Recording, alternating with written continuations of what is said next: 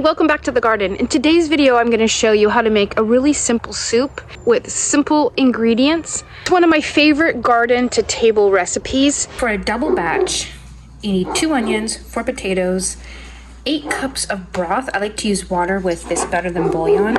And then whatever kind of green you have. I have radish tops. The recipe calls for 8 cups of greens of your choice. I've used chard, spinach, bok choy, kale, a variety of greens, and radish tops are actually one of my favorites, but you can use whatever you have. I'm making 5 double batches because I have 5 trays for the freeze dryer, so I'm pre-measuring out all the ingredients. It takes 2 onions per batch, and it also takes 4 potatoes per batch. I just roughly cut these into bigger chunks so they cook a little faster.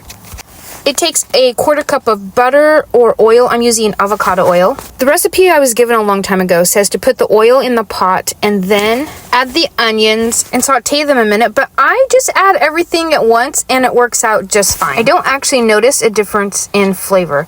I'm using 2 crock pots and 3 pots on the stove to get all of the 5 recipes done. Now, since I'm going to freeze dry this, I'm only using 4 cups of water and 4 teaspoons of the better than bouillon. But if you're making it for lunch or dinner, go ahead and add 8 cups of water and 8 teaspoons of better than bouillon or 8 cups of stock.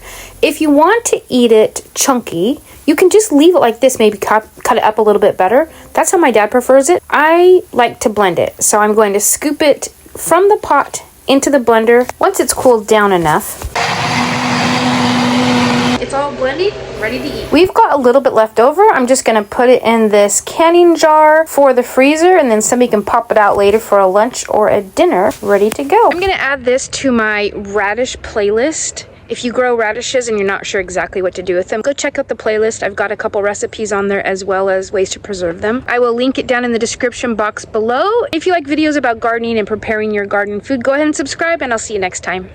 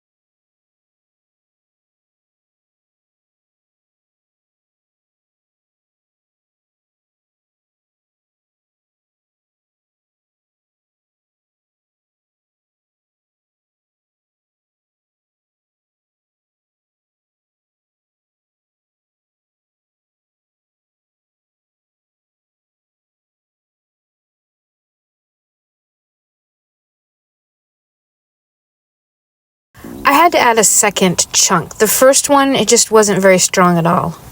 Let's get these sealed. I like this little portable vacuum sealer. It works really well. I will link one down below if you guys are interested in grabbing one.